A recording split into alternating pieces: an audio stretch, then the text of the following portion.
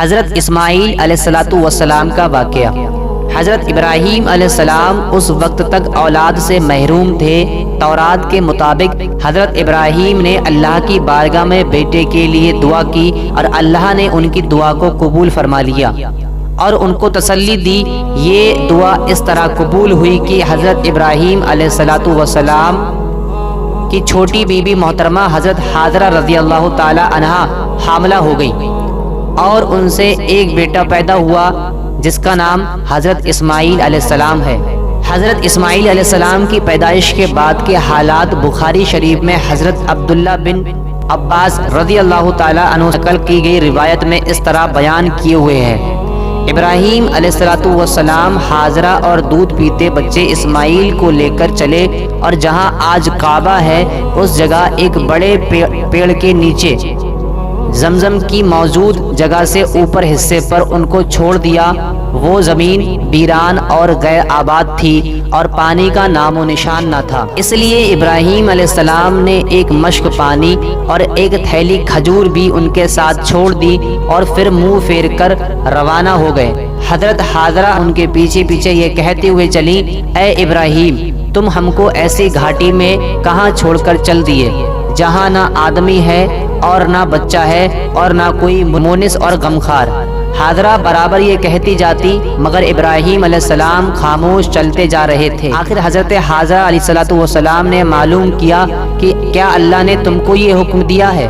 تب حضرت ابراہیم علیہ السلام نے فرمایا، ہاں، اللہ کے حکم سے ہی یہ سب ہو رہا ہے۔ حاجرہ علیہ السلام نے جب یہ سنا تو کہنے لگی، اگر اللہ کا حکم ہے تو بے شک وہ ہم کو ضائع اور برباد نہیں کرے گا، اور پھر واپس لوٹ آئیں۔ ابراہیم علیہ السلام چلتے چلتے جب ایک ٹیلے پر ایسی جگہ پہنچے کہ ان کے گھر والے نگاہ سے اوجھل ہو گئے تو اس وادی کی اور جہاں آج کعبہ ہے رخ کیا اور ہاتھ اٹھا کر دعا مانگی، اے ہم سب کے پروردگار، تو دیکھ رہا ہے کہ ایک ایسے میدان میں جہاں کھیتی کا نام و نشان نہیں، میں نے اپنی کچھ اولاد تیرے محترم گھر کے پاس لا کر بسائی ہے کہ وہ نماز قائم کرے تاکہ محترم پر ایک خدا کی عبادت کرنے والوں سے خالی نہ رہے۔ بس تو اپنے فضل و کرم سے ایسا کر کہ لوگوں کے دل ان کی طرف مائل ہو جائیں اور ان کے لیے زمین کی پیداوار سے رزق کا سامان مہیا ہو تاکہ وہ تیرا شکر گزار ہوں۔ اس کے بعد اب بی بی حاجرہ علیہ السلام اور حضرت اسماعیل علیہ السلام اس تپتے صحرا میں تنہا رہ گئے۔ بی بی حاجرہ کے پاس جو پانی اور کھجور کھاتی تھی وہ سب ختم ہو گئی۔ پانی نہ ملنے کی وجہ سے ان کی چھاتی کا دودھ بھی سوکھ گیا اور جب بچے کے لیے دودھ نہ اترا چھاتی سے تو بچہ بھی بھوک کی وجہ سے رونے لگا۔ تو بی بی حاجرہ نے بچے کو ایک کھجور کی جاگ کے چھاؤں میں ڈال دیا اور سامنے دو پہاڑیاں تھی جسے آج صفا اور مروہ کے نام سے جانا جاتا ہے، اس پہاڑی پر چڑھ گئیں کہ دیکھیں شاید کوئی قافلہ یا کوئی انسان دکھ جائے تو کم سے کم اس سے پانی تو مانگ لے کہ جسم میں پانی تو جائے تاکہ بچے کے لیے دودھ بن جائے اور بچے کی بھوک مٹے۔ جب وہ ایک پہاڑی پر چڑھتی تو بچہ آنکھوں سے اوجھل ہو جاتا۔ بچے کی محبت میں وہ جلد سے نیچے اتر آتی لیکن بچے کو روتا دیکھ جلدی سے بھاگ کر دوسری پہاڑی پر چڑھ جاتی کہ شاید کوئی نظر آئے اور کچھ مدد مل جائے۔ اس طرح آپ نے ان دونوں پہاڑی کے 7 چکر لگائے، کبھی پہاڑی پر چڑھتی اور کبھی اولاد کی محبت میں نیچے اتر آتی۔ اللہ تعالیٰ کو بی بی حاجرہ کی یہ اپنی اولاد کے لیے مشقت اور محنت اتنی پسند آئی کہ اللہ تعالیٰ نے ہر مسلمان مرد اور عورت پر جو بھی مکہ شریف میں حج یا عمرہ کے لیے آتا ہے ان کے لیے صفا اور مروہ کی دونوں پہاڑی کے 7 چکر لگانا فرض کر دیے اور یہ بھی حج اور عمرہ کے ارکانوں میں شامل کر دیے۔ آب زمزم کا چشمہ۔ جب بی بی حاجرہ ان دونوں پہاڑیوں پر دوڑ کر چڑھتی اور اولاد کی محبت اور بے قراری میں نیچے اتر آتی، ادھر بچہ بھوک سے رو رہا تھا اور اپنی ایڑیاں زمین پر رگڑ رہا تھا۔ اسی وقت رحمت الہی جوش میں آئی اور اسماعیل علیہ السلام جہاں اپنی ایڑیاں رگڑ رہے تھے اس جگہ سے پانی کا چشمہ پھوٹ پڑا۔ جب بی بی حضرت حاجرہ نے پانی دیکھا تو دوڑ کر اپنے بچے کے پاس پہنچی اور اس پانی کو جو بہہ رہا تھا روکنے کے لیے اس کو چاروں طرف ریت کی دیوار بنا دی اور کہتی جاتی کہ زمزم یعنی کہ رک رک، یا ٹھہر ٹھہر، اس لیے اس پانی کا نام آب زمزم پڑ گیا۔ سنسان وادی میں عرب کی شروعات۔ اسی دوران بنی زرحم کا ایک قبیلہ اس وادی کے قریب آ ٹھہرا۔ دیکھا تو تھوڑے سے فاصلے پر پرندے اڑ رہے ہیں۔ زرحم نے کہا یہ پانی کی نشانی ہے، یہاں ضرور پانی موجود ہے۔ زرحم نے بھی قیام کی اجازت مانگی۔ حاضرہ نے فرمایا قیام کر سکتے ہو لیکن پانی میں ملکیت کے حصے دار نہیں ہو سکتے۔ زرحم نے یہ بات خوشی سے منظور کر لی اور وہیں مقیم ہو گئے۔ ساتھیو، اللہ کے رسول نے فرمایا کہ حاجرہ بھی آپسی انس اور محبت اور ساتھ کے لیے یہ چاہتی تھی کہ کوئی آ کر یہاں ٹھہرے، اسی لیے انہوں نے خوشی کے ساتھ بنی زرحم کو قیام کرنے کی اجازت دے دی۔ زرحم نے آدمی بھیج کر اپنے باقی خاندان والوں کو بھی بلا لیا اور یہاں مکان بنا کر رہنے اور سہنے لگے۔ انہی میں اسماعیل علیہ السلام بھی رہتے اور کھیلتے اور ان کی زبان سیکھتے۔ جب اسماعیل بڑے ہو گئے تو ان کا طریقہ اور انداز اور ان کی خوبصورتی بنی زرحم کو بہت بھائی اور انہوں نے اپنے خاندان کی لڑکی سے ان کی شادی کر دی۔ نیک بیوی کا کردار۔ حضرت اسماعیل کی بیویوں کے بارے میں اس طرح کا بیان ہوا ہے کہ ابراہیم علیہ السلام برابر اپنے بال بچوں کو دیکھنے آتے رہتے تھے۔ ایک بار تشریف لائے تو اسماعیل علیہ السلام گھر پر نہ تھے۔ ان کی بیوی سے معلوم کیا تو انہوں نے جواب دیا کہ روزی کی کھوج میں باہر گئے ہیں۔ ابراہیم علیہ السلام نے پوچھا اور معلوم کیا گزر بسر کی کیا حالت ہے۔ وہ کہنے لگی تخت مصیبت اور پریشانی میں ہے اور بڑے دکھ اور تکلیف میں ہے۔ ساتھیو، ابراہیم علیہ السلام نے یہ سن کر فرمایا اسماعیل سے میرا سلام کہہ دینا اور کہہ دینا کہ اپنے دروازے کی چوکھٹ تبدیل۔ ساتھیو، اسماعیل علیہ السلام واپس آئے تو ابراہیم علیہ السلام کے نور نبوت کے اثرات پائے۔ پوچھا کوئی آدمی یہاں آیا تھا کیا؟ بی بی نے سارا قصہ سنایا اور پیغام بھی۔ اسماعیل علیہ السلام نے فرمایا کہ وہ میرے باپ ابراہیم علیہ السلام تھے اور ان کا مشورہ ہے کہ تجھ کو طلاق دے دوں، اس لیے میں تجھ کو جدا کرتا ہوں۔ اس کے بعد اسماعیل علیہ السلام نے پھر دوسری شادی کر لی۔ ایک بار ابراہیم علیہ السلام پھر اسماعیل کی غیر موجودگی میں آئے اور اسی طرح ان کی بیوی سے سوال کیا۔ بیوی نے کہا اللہ کا شکر ہے اور احسان ہے، اچھی طرح گزر رہی ہے زندگی۔ معلوم کیا کہ کھانے کو کیا ملتا ہے؟ اسماعیل علیہ السلام کی بیوی نے جواب دیا گوشت۔ ابراہیم علیہ السلام نے پوچھا اور پینے کو کیا ملتا ہے؟ اس نے جواب دیا پانی۔ تب حضرت ابراہیم علیہ السلام نے دعا مانگی اللہ ان کے گوشت اور پانی میں برکت عطا فرمائے، اور چلتے ہوئے پیغام دے گئے کہ اپنے دروازے کی چوکھٹ کو مضبوط رکھنا۔ حضرت اسماعیل علیہ السلام آئے تو ان کی بیوی نے تمام واقعہ دہرایا اور پیغام بھی سنایا۔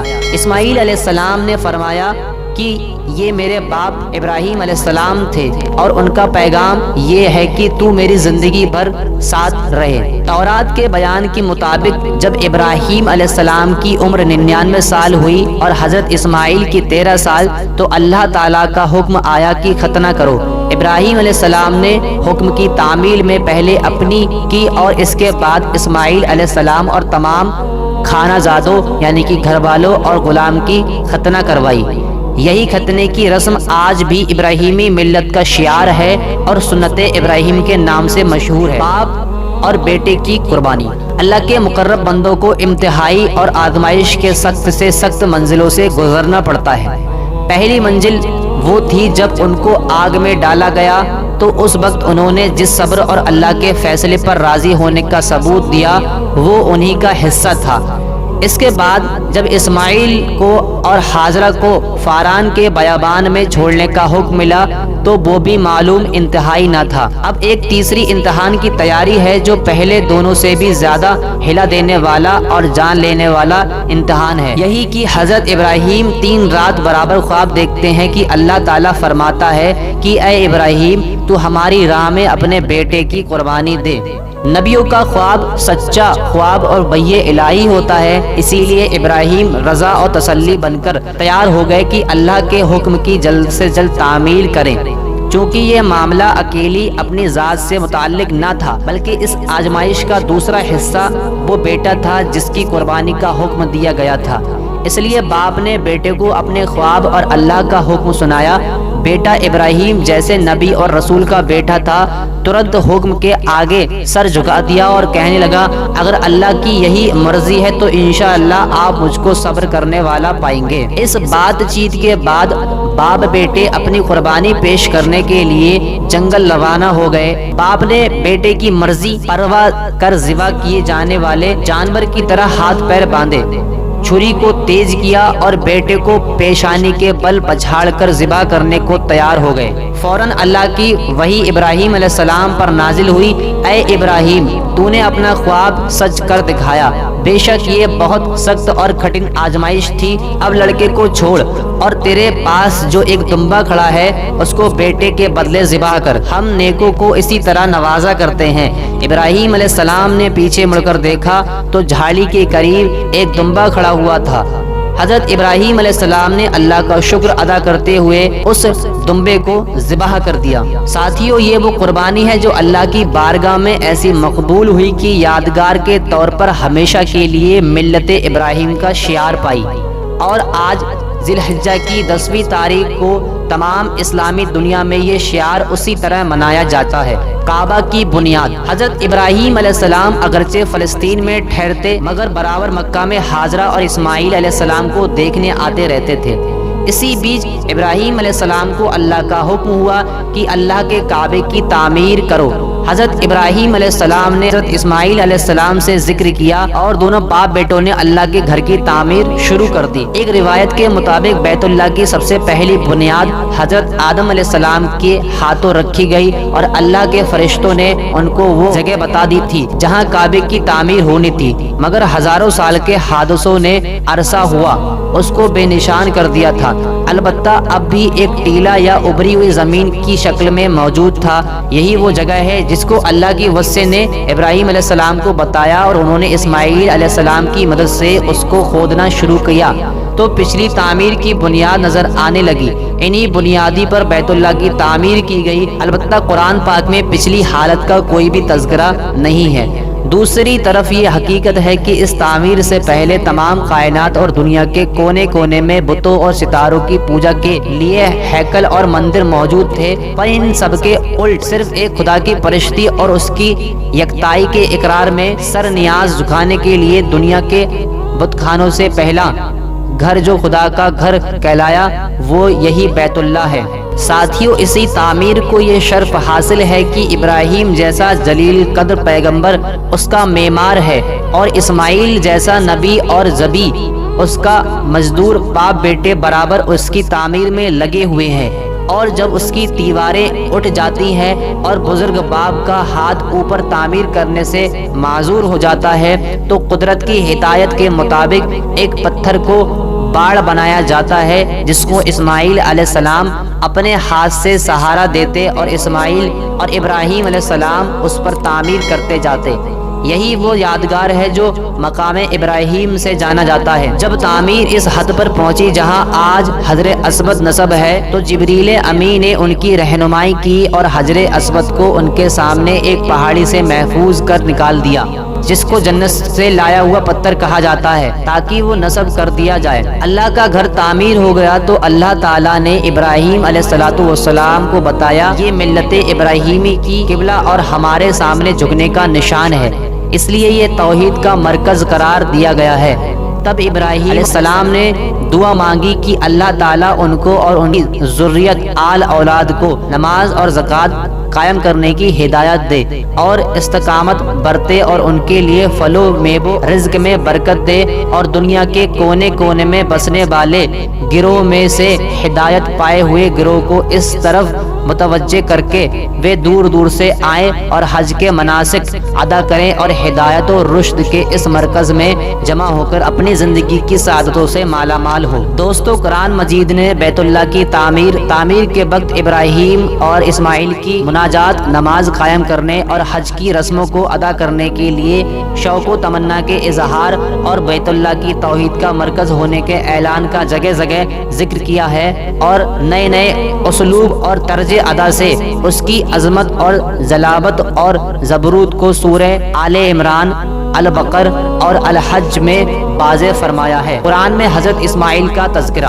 حضرت اسماعیل علیہ السلام کا ذکر قرآن مجید میں کئی بار ہوا ہے۔ سورہ مریم میں ان کے نام کے ساتھ ان کے اوصاف جمیلہ کا بھی ذکر ملتا ہے۔ حضرت اسماعیل علیہ السلام کی وفات۔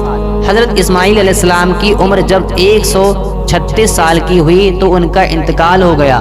تاریخی روایت کے مطابق حضرت اسماعیل علیہ السلام کی وفات فلسطین میں ہوئی اور فلسطین ہی میں ان کی قبر بنی۔ عرب تاریخ کے ماہروں کے مطابق وہ اور ان کی والدہ حاضرہ بیت اللہ کے قریب حرم کے اندر دفن ہے۔ تو ساتھیو، یہ تھا حضرت اسماعیل علیہ السلام کی زندگی سے جڑا ایک حسین اور خوبصورت واقعہ جو ہم نے آپ کو اس ویڈیو میں بتایا۔